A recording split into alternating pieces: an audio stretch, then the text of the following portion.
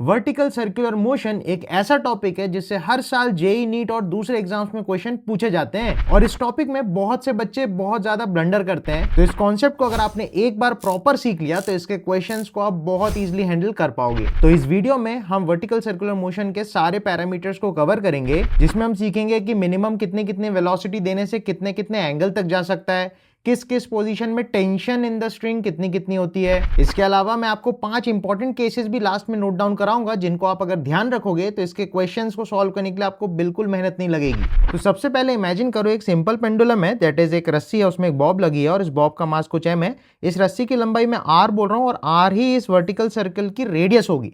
Vertical circular motion actually इस plane में होता है जिसमें ग्रेविटी लग रही होती है, वेयर अगर हॉरिजॉन्टल प्लेन में होगी तो उसमें जैसे टेबल वगैरह के ऊपर रखते हैं तो mg लगेगी तो टेबल से नॉर्मल आके बैलेंस आउट हो जाती है। तो उस केस में ग्रेविटी का कोई असर वैसे नहीं होता, बिकॉज नॉर्मल रिएक्शन वेट को कैंसिल कर जाती है। तो ये पर्टिकुलरली वर्टिकल प्लेन में होती है सबसे पहली बात।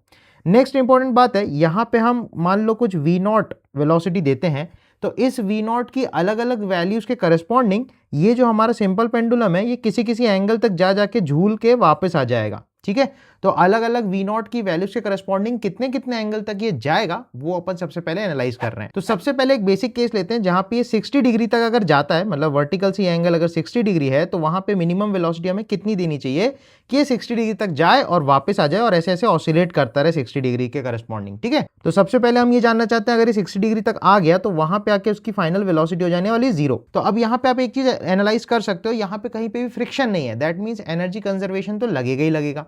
दूसरी इंपॉर्टेंट बात, क्योंकि ये पूरा गेम सर्कल में चल रहा है तो यहाँ पे सर्कुलर मोशन की डायनामिक्स भी अपन को लगानी पड़ेगी। अगर आप सर्कुलर मोशन के बारे में और बेटर अंडरस्टैंडिंग बनाना चाहते हो तो मेरी ये वाली वीडियो को कंप्लीट एक बार देख लेना। तो पहला केस है जिसमें अपन चाहते हैं कि 60 डिग्री तक जाए, सही बात है। तो उसके लिए थोड़ा सा इसमें डायग्राम में मैं और कलाकारी करूंगा। तो सपोज मैंने एक हॉरिजॉन्टल लाइन यहाँ खींच दी, एक हॉरिजॉन्टल लाइन यहाँ खींच दी, ये बेसिकली रेफरेंस लाइन है नीचे वाली, ग्रेविटेशनल पोटेंशियल एनर्जी की रेफरेंस। ठीक है, अब अपन बोल रहे हैं ये पॉइंट इनिशियल है और ये पॉइंट अपना फाइनल है। तो इनिशियल और फाइनल के बीच में अगर मैं एनर्जी कंजर्वेशन लगाऊं तो अपन एक दो चीजें देखते हैं।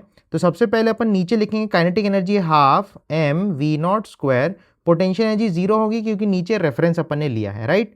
ऊपर चले जाएंगे तो ऊपर उसकी काइनेटिक एनर्जी 0 हो गई क्योंकि मैक्स टू मैक्स 60 डिग्री तक जा सकता है, तो यहाँ पे आके उसकी वेलोसिटी 0 हो जाएगी। प्लस पोटेंशियल एनर्जी अब आ गई mgh। अब पॉइंट है कि भाई ये h कैसे निकाला जाए, h ये हाइट है। ठीक है, अब h निकालने का सिंपल फंडा ये सोचो, ये रस्सी की लंबाई r है, दैट मीन्स ये लेंथ भी r होगी, और क्योंकि एंगल 60 डिग्री है तो ये जो हाइट होगी this will be r cos 60। ठीक है, अगर ये हाइट r cos 60 है और ये पूरा r है तो आप बचा कुछ हाइट बता सकते हो, that is r minus r cos 60। तो यहाँ पे हर बार अपन यही चीज करेंगे कि ये जो हाइट होगी इसको अपन लिख देंगे r माइनस आर कॉस 60 के लिए कॉमन ले लिया तो 1 माइनस कॉस 60। ठीक है, इस तरीके से आप सोच सकते हो। इन जनरल भी अगर किसी एंगल थीटा के लिए दे तो ये थीटा ले लेना, तो यहाँ पे r 1 माइनस कॉस थीटा बन जाएगा। तो यही अपनी हाइट हो जाने वाली, दिस इज h। तो h की वैल्यू अगर सब्स्टिट्यूट करें और चीज़ें हैं, m से m निपटा सकते हैं अपन, और ये 2 को अगर मैं ऊपर भेज दूं और h की वैल्यू पुट कर दूं तो अपन लिख सकते हैं v0 का स्क्वायर बराबर 2g, h की जगह डाल दो r 1 माइनस कॉस थीटा। तो यहां से आप देख सकते हो v0 की वैल्यू रूट जी आर आ जाती है। कैसे आएगी, तो उसके लिए cos यहाँ पे 60 डालोगे, cos 60 1/2 होता है, तो 1 माइनस 1/2 विल बी 1/2 ओनली, तो 1/2 से 2 कैंसिल हो जाएगा और ये 2 मतलब जो पावर है वो यहाँ जाके रूट बन जाएगी, तो रूट जी आर आ जाएगा। तो अगर आपको 60 डिग्री तक बॉडी को पहुंचाना है तो उस केस में मिनिमम नीचे वेलोसिटी रूट जी आर देनी पड़ेगी। नेक्स्ट इंपॉर्टेंट बात आता है कि भैया यहाँ पे टेंशन कितना होगा। तो टेंशन निकालने के लिए यहाँ पे इस बॉडी का FBD बना लो। तो इसके FBD में अपन देख सकते हैं नीचे यहाँ पे mg लग जाएगी, सही बात है। नेक्स्ट चीज आप देखो, ये एंगल 60 तो अपन बोल सकते हैं ये एंगल भी 60 हो जाएगा, सही बात है। तो वर्टिकल से अगर अपन ये लाइन को ऐसा खींच दे तो ये एंगल भी 60 हो जाएगी, दैट मीन्स यहाँ पे आएगी mg cos 60 और इस तरफ आएगी mg sin 60 और ऊपर रस्सी से आ जाएगा टेंशन T। ठीक है, अब अपन को ये पता है फॉर ए मोमेंट ये बॉल यहाँ पे रुक जाएगी, तो अपन बोल सकते हैं ये दोनों फोर्सेस बैलेंस होगी, वेयर एज ये वाला जो फोर्स होगा, मतलब ये वाला जो फोर्स होगा वो उसको नीचे लाना चाहेगा, तो ये वाला फोर्स उसे टेंजेंशियल एक्सेलरेशन देगा। तो अपन बोल सकते हैं यहाँ पे दो बातें होंगी, टेंशन की वैल्यू जो है वो है mg cos 60 सीधा सीधा, तो इसकी वैल्यू हो जाएगी mg/2। तो टेंशन की वैल्यू हो जाती है mg/2 और ये जो mg sin 60 है इसको अपन f बराबर ma के फॉर्मेट में लिख सकते हैं। तो अपन लिख देंगे mg sin 60, इसकी वैल्यू हो जाएगी mg√3/2 बराबर ma। तो आप देख सकते हो m से m कैंसिल हो जाएगा। दैट मीन्स यहाँ से जो एक्सेलरेशन आ गई है g√3/2 ये उसकी इस तरफ की एक्सेलरेशन है, that is the tangential acceleration. तो यहाँ पे अपन क्लियरली बोल सकते हैं ये अपनी टेंजेंशियल एक्सेलरेशन आ गई। और आपसे अगर कोई सेंट्रीपिटल एक्सेलरेशन पूछे तो उस केस में इस डायरेक्शन में आती है, centripetal acceleration is always toward the centre. And क्योंकि इसकी वेलोसिटी यहाँ पे जीरो है तो सेंट्रीपिटल एक्सेलरेशन भी जीरो होगा, क्योंकि सेंट्रीपिटल एक्सेलरेशन होता है v²/r। तो v जीरो होने की वजह से सेंट्रीपिटल एक्सेलरेशन भी जीरो हो जाता है। ये हो गया अपना फर्स्ट केस। अब अपन आते हैं सेकंड केस में, जिसमें जो बॉब है उसको अपन 90 डिग्री पहुंचाना चाहते हैं। तो अब इस केस में अपन चाहते हैं नीचे मिनिमम कितनी वेलोसिटी दें कि वो 90 डिग्री तक पहुंच जाए। तो फिर से अपन को एनर्जी कंजर्वेशन यहाँ पे लगानी पड़ेगी। तो एक लेवल अपन ये मान लेते हैं ग्रेविटेशनल पोटेंशियल एनर्जी के लिए और एक लेवल अपन ये मान लेते हैं। और क्योंकि रस्सी की लंबाई r है तो अपन बोल सकते हैं नीचे वाले को अगर अपन ने रेफरेंस लिया तो नीचे ग्रेविटेशनल पोटेंशियल एनर्जी जीरो हो जाएगी और ऊपर जो mgh हो जाएगा, अब की बार h की वैल्यू सीधी सीधी r हो जाने वाली है। तो नीचे अगर वेलोसिटी v0 आप देते हो तो एनर्जी कंजर्वेशन अगर हम लिखे तो नीचे पे इसके पास काइनेटिक एनर्जी हो जाएगी हाफ mv0² प्लस पोटेंशियल तो जीरो ही हो जाएगी, रेफरेंस में पोटेंशियल जीरो होती है। ऊपर आके जब वो यहाँ पे पहुंच जाएगा तो इसकी काइनेटिक एनर्जी तो जीरो हो जानी है और पोटेंशियल एनर्जी हो जाएगी mgr। तो यहाँ पे देखो सीधा सीधा ही हो जा रहा है, m से m कैंसिल आउट हो जाएगी। ये 2 को अगर ऊपर फेंक के मार देते हैं तो अपन बोलेंगे v0 की वैल्यू हो जाएगी √2gr। तो अगर नीचे आप √2gr स्पीड से फेंक के मारते हो, मतलब यहाँ पे आप √2gr स्पीड देते हो तो ये 90 डिग्री तक पहुंच जाएगी और उसके बाद ऐसा सेमी सर्कुलर सा ये ऑसिलेशन परफॉर्म करता रहेगा क्योंकि यहाँ फ्रिक्शन नहीं है। तो ये सेकेंड केस है। नेक्स्ट इंपॉर्टेंट इसमें बात आती है कि भाई यहाँ पे centripetal acceleration, tangential acceleration, tension कितना होगा। तो इसके लिए इसकी एफबीडी अपन को बनानी पड़ेगी। तो यहाँ पे अगर इस पे हम एफबीडी बनाए तो नीचे लग जाएगी इस पे mg, ठीक है। इसकी वेलोसिटी यहाँ पे जीरो है, दैट मीन्स इसके पास सेंट्रीपिटल एक्सेलरेशन नहीं होगा। और अगर सेंट्रीपिटल एक्सेलरेशन नहीं होगा मतलब इस तरफ कोई फोर्स भी नहीं होगी, तो इस तरफ एक रस्सी ही दिख रही है हमें और रस्सी ही फोर्स लगा सकती थी। दैट मीन्स जब 90 डिग्री का केस होगा और वेलोसिटी जीरो होगी तो यहाँ पे जो टेंशन है वो जीरो हो जाता है एक मोमेंट के लिए। तो होगा ऐसा, जैसे जैसे ये ऊपर आएगी, जैसे ही 90 डिग्री वाले केस में आएगी तो यहाँ पे आके टेंशन खट से जीरो हो जाएगा। क्योंकि आप ऐसे भी सोच सकते हो, देखो इस तरफ कोई फोर्स है नहीं जिसको ये रोके, ठीक है, और जो भी फोर्स है mg वो इस दिशा में है, तो ये दोनों वर्टिकल हो गए, आपस में परपेंडिकुलर हो गए। तो परपेंडिकुलर फोर्सेस एक दूसरे पे कोई इफेक्ट नहीं डालती, लाइक कंपोनेंट्स नहीं होते उनके, है ना। तो इस वजह से अपन बोल सकते हैं इस तरफ टेंशन जीरो हो जाती है और सिर्फ mg लगती रहेगी। तो अपन बोल सकते हैं टेंशन जीरो मतलब सेंट्रीपिटल एक्सेलरेशन भी जीरो हो जाएगा। एंड अगर कोई टेंजेंशियल एक्सेलरेशन पूछे, मतलब अलोंग द टेंजेंट क्या चल रहा है, तो आप बोलोगे अलोंग द टेंजेंट तो भाई mg लग रही है, तो mg F बराबर ma, तो mg हो गया फोर्स बराबर m इंटू a, तो ये 80 हो जाएगा, m से m कैंसिल हो जाएगा, तो 80 की वैल्यू यहाँ पे सीधी सीधी g आ जाएगी। तो समझने वाली बात ये है, टेंशन यहाँ पे जीरो है, सेंट्रीपिटल एक्सेलरेशन इससे जीरो हो जाता है एंड टेंजेंशियल एक्सेलरेशन g के बराबर आ जाता है। अब इसके बाद दो खास केसेस आते हैं बीच में, दैट इज यहाँ पे कहीं तक पहुंच पाता है और यहाँ पे कहीं तक पहुंच पाता है। यही थोड़े से क्रूशियल होते हैं, इनको थोड़ा अपन समझते हैं। तो होता यह है कि भाई देखो अभी तक अपन देख रहे थे नीचे से अपन ने v0 वेलोसिटी दी, तो v0 अगर √gr होती है तो ये 60 डिग्री तक जाता है, सही बात है। अगर यहाँ पे वेलोसिटी √2gr होती है तो ये 90 डिग्री तक जाता है। लेकिन 3gr भी हो सकती है, 4gr भी हो सकती है। तो ये जो 3gr और 4gr वाले केसेस हैं, तो इन दैट केस अपन को ये देखने को मिलता है कि ये बॉब यहाँ तक कहीं तक जाता है और उसके बाद ऐसे गिर जाता है लाइक प्रोजेक्टाइल। क्यों ऐसा होता है? क्योंकि उसके पास इतनी सफिशिएंट काइनेटिक एनर्जी नहीं है कि वो सर्कुलर पाथ पे चलता रहे। तो 3gr और 4gr स्पेशल केस होते हैं जिसमें ये होता है कि ये बॉब ऐसे ऐसे जाएगा और यहाँ से टॉ कर जाएगा। तो यहाँ पे हम बोलते हैं कि बॉब जो है वो प्रोजेक्टाइल मोशन को फॉलो कर जाता है। और जैसे ही प्रोजेक्टाइल मोशन होता है तो रस्सी में टेंशन भी जीरो हो जाती है, क्योंकि ये बॉब जो है सर्कुलर पाथ को छोड़ देता है। तो आप देख सकते हो, देखो रस्सी की जो लेंथ है वो कम हो गई, दैट मीन्स रस्सी स्लैक कर गई होगी, रस्सी टॉ कर गई होगी, तो टेंशन उसमें जीरो हो जाता है। तो अपन को ये फाइंड करना है, अगर इसकी स्पीड नीचे √3gr है तो कितने एंगल तक जाएगा, √4gr है तो कितने एंगल तक जाएगा। तो इसका एक जनरल डेरिवेशन मैं आपको दिखाता हूं, इसको ध्यान से समझना। तो यहाँ आके हम जानना चाहते हैं कि किस पॉइंट पे टेंशन जीरो हो रही है, और क्योंकि हम हमेशा वर्टिकल से एंगल लेते हैं तो ये एंगल सपोज अपन थीटा बोल रहे हैं, जिस एंगल पे टेंशन जीरो हो रही है। नीचे वेलोसिटी v0 है, वही v0 को अपन एक बार √3gr रखेंगे और एक बार √4gr रखेंगे। तो ध्यान देना, यहाँ पे टेंशन जीरो हो रही है, वेलोसिटी जीरो नहीं हो रही है, दैट मीन्स यहाँ पे इस बॉल के पास कुछ ना कुछ वेलोसिटी v रहती है। अब इसमें फिर से वही काम करना है, अपन को एनर्जी कंजर्वेशन लगानी है। तो उसके लिए कुछ रेफरेंस अपन बना लेते हैं। तो सपोज एक लेवल अपना ये हो जाएगा और एक लेवल अपना ये हो जाएगा, सही है। नीचे वाले को अगर आप रेफरेंस बोलो तो ऊपर तक ये जो हाइट होगी, ये हाइट अपन को निकालनी है क्योंकि mgh अपन को लिखनी पड़ेगी। तो उसके लिए आप देखोगे ये तो अपना r ही रहेगा। अच्छा, अब ये देखो ये चीज़ r है और अपन बोल सकते हैं हमको ये हाइट चाहिए, तो उसके लिए ये एंगल की ज़रूरत पड़ेगी। तो इसके लिए थोड़ा सा कंस्ट्रक्शन अपन कर लेते हैं। तो ये एंगल क्या हो जाएगा, आप देखो ये पूरा एंगल अगर पाई है, इसमें से ये थीटा चला गया तो ये एंगल बच जाएगा पाई माइनस थीटा, ठीक है। तो अगर हमारे पास ये r है तो ये हो जाएगा r cos pi minus theta. तो इस डिस्टेंस को अपन बोल सकते हैं r cos pi minus theta. तो r cos pi minus theta will be minus r cos theta. तो अभी बिल्कुल भी प्लस माइनस का टेंशन नहीं लेना है क्योंकि वैसे भी 90 डिग्री से ज़्यादा जब एंगल हो जाता है तो उसका कॉस जो है वो नेगेटिव आता है। तो ये नेगेटिव के आगे माइनस लगाने से वो बैलेंस आउट हो जाएगा, ठीक है। अब अपन इसमें लगाते हैं एनर्जी कंजर्वेशन। तो अगर इसमें एनर्जी कंजर्वेशन अपन लगाते हैं तो नीचे अपन देख सकते हैं उसकी काइनेटिक एनर्जी हो जाएगी half mv0² plus potential energy 0 बराबर, जब वो यहाँ पहुंचा तो उसकी कुछ ना कुछ वेलोसिटी रह गई तो काइनेटिक एनर्जी हो गई half mv² plus potential energy के लिए आप लिखोगे mgh, ठीक है। अब ये h कौन सी लेनी है, h के लिए पूरी हाइट लेनी है, ठीक है। अब ऊपर वाली जो पार्ट है उसकी हाइट तो ये है माइनस r कॉस थीटा और ये वाली हाइट अपने पास r है, तो आप लिखोगे r plus minus r cos theta will be the height. तो h की वैल्यू हो जाएगी r प्लस माइनस में r कॉस थीटा, तो ये बन जाएगा r1 माइनस कॉस थीटा। तो ये h आ गई अपने पास। तो बेसिकली h की वैल्यू को यहाँ अपन पुटअप करेंगे तो इससे अपन को होगा क्या, इस पूरे एक्सप्रेशन में एक तो थीटा अननोन रहेगा और एक v अननोन रहेगा कि यहाँ पे उसकी वेलोसिटी कितनी होगी। v0 को तो अपन पुट करेंगे, एक बार √3gr पुट करेंगे उससे एंगल निकालेंगे और एक बार √4gr पुट करेंगे उससे एंगल निकालेंगे, लेकिन ये v का पंगा है। तो v लाने के लिए अब अपन को यहाँ पे इसकी FBD बना के सेंट्रीपिटल फोर्स वाली इक्वेशन से इसके v तक पहुंचना पड़ेगा। तो अपन बोल सकते हैं नीचे लग जाएगी mg, सही बात है। अब आप एक चीज नोटिस करो, ये एंगल क्या है पाई माइनस थीटा, तो ये एंगल भी हो जाएगा पाई माइनस थीटा। तो इस तरफ लगेगा mg cos pi minus theta और टेंशन तो जीरो है, तो हम बोलेंगे mg cos pi minus theta जो इधर लग रहा होगा वही इसको सेंट्रीपिटल देगा।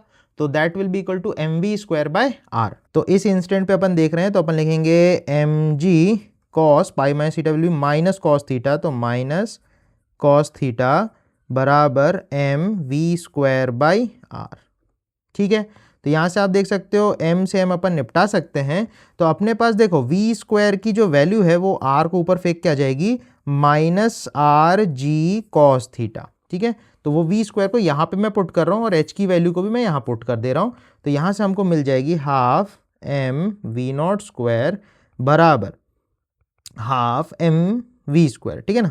तो m इसकी वैल्यू लिखेंगे minus gr cos theta plus mgh की जगह अपन को ये पुट करना है तो ये बन जाएगा mgr ब्रैकेट में 1 माइनस कॉस थीटा, ठीक है। थोड़ा काटा पीटी कर लेते हैं, मास मास मास निपट जाएगा, 2 और यहाँ पे 2 का मल्टीप्लाई कर दें तो अपना काम बन जाएगा, सही है।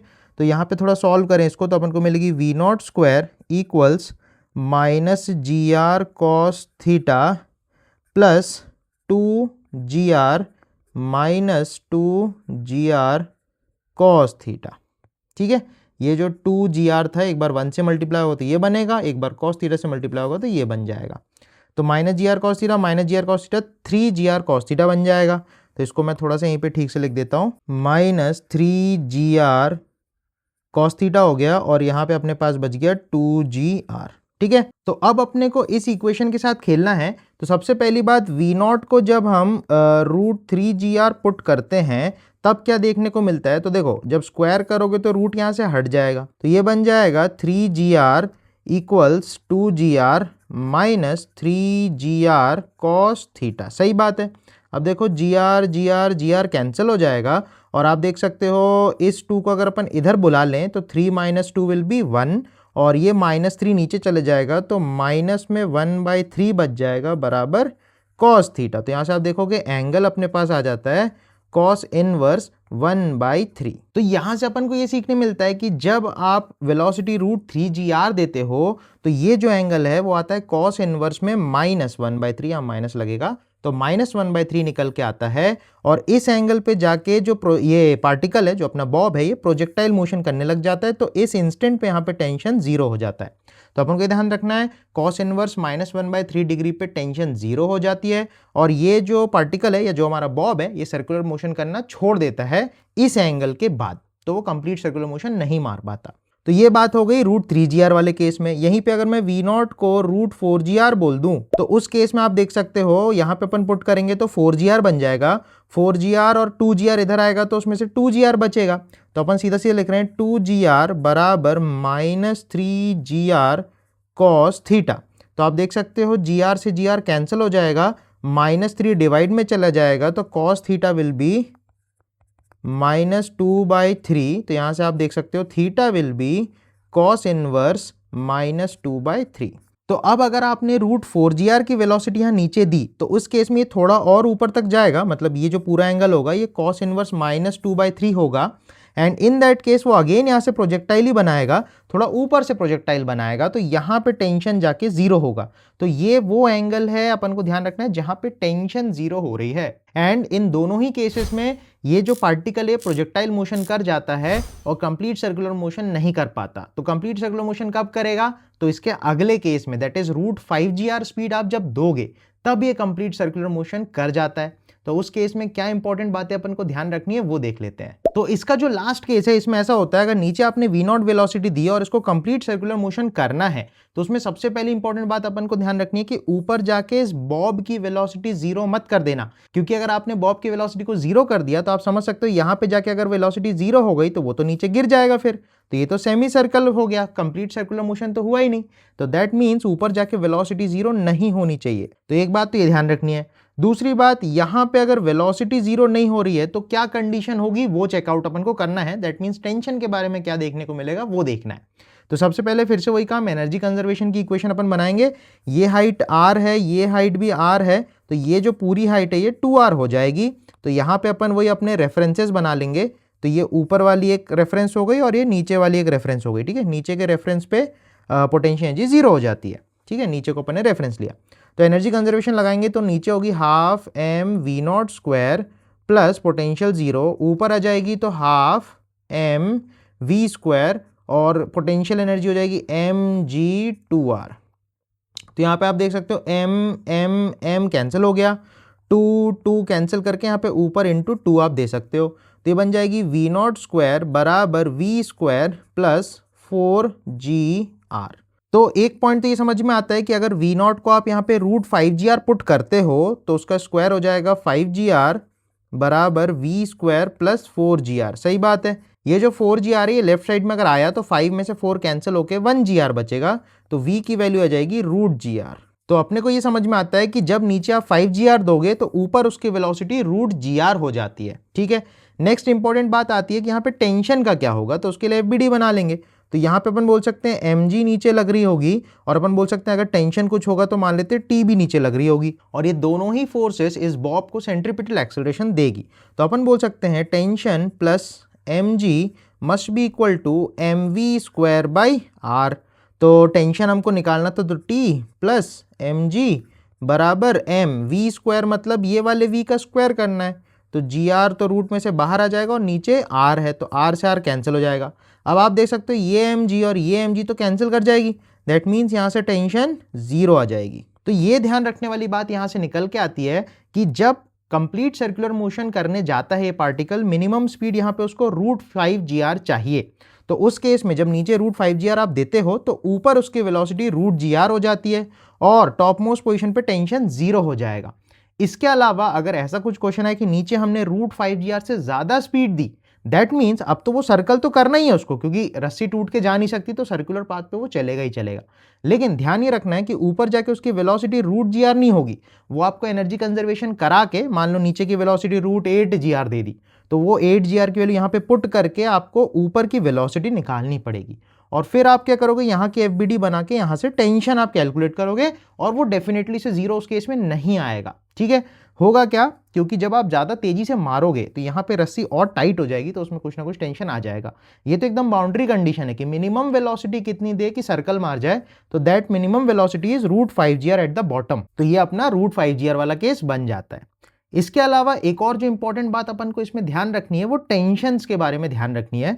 जैसे इसी केस के ऊपर एक दो टेंशन के ऊपर क्वेश्चंस आए हैं, उसको अपन डिस्कस करते हैं। जैसे इसके क्वेश्चन में ऐसा बोल सकता है कि मान लो अपन ने एक बॉब है वर्टिकल सर्कल में, उसको हमने मिनिमम स्पीड दी ताकि वो कंप्लीट सर्कल लगा ले, ठीक है। तो हमको ये पता चल गया कि नीचे भाई √5 GR उसने स्पीड हमको दी है, ठीक है।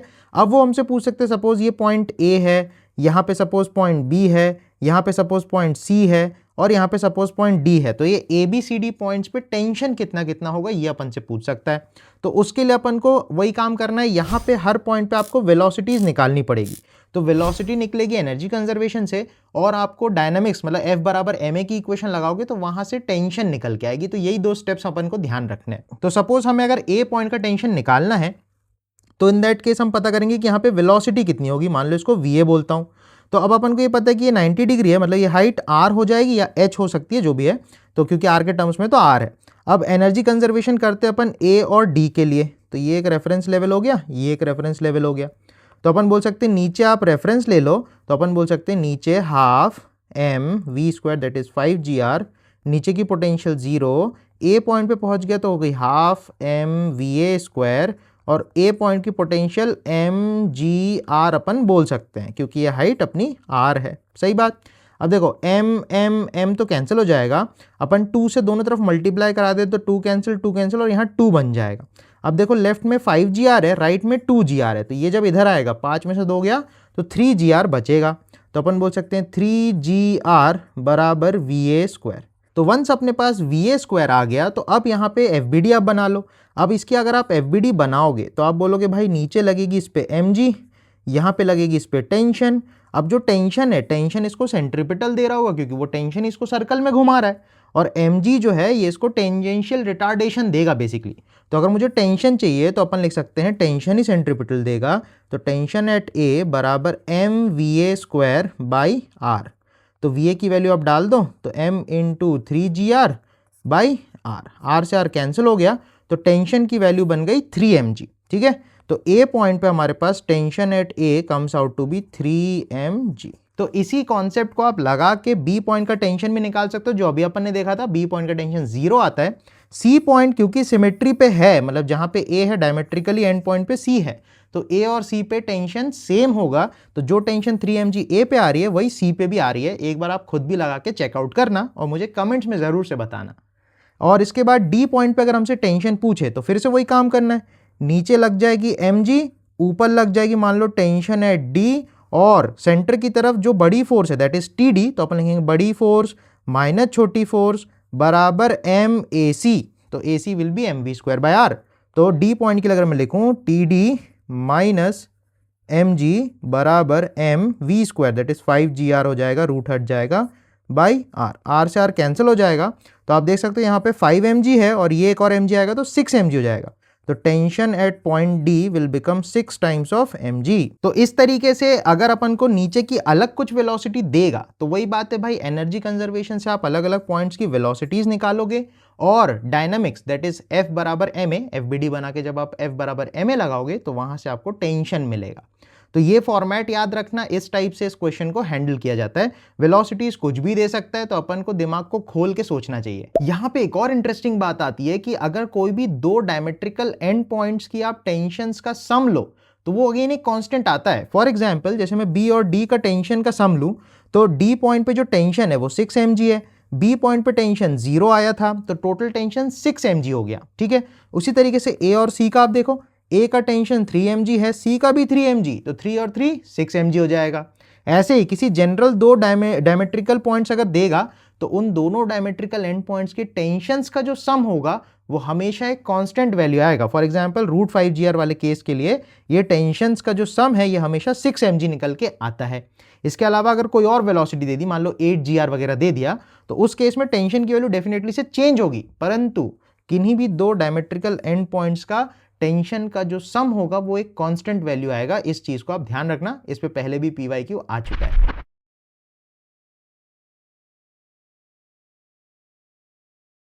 तो आई होप पेंडुलम वाले केसेस के लिए वर्टिकल सर्कुलर मोशन आपको बढ़िया तरीके से समझ में आया। So that's all for this video, take care, bye bye.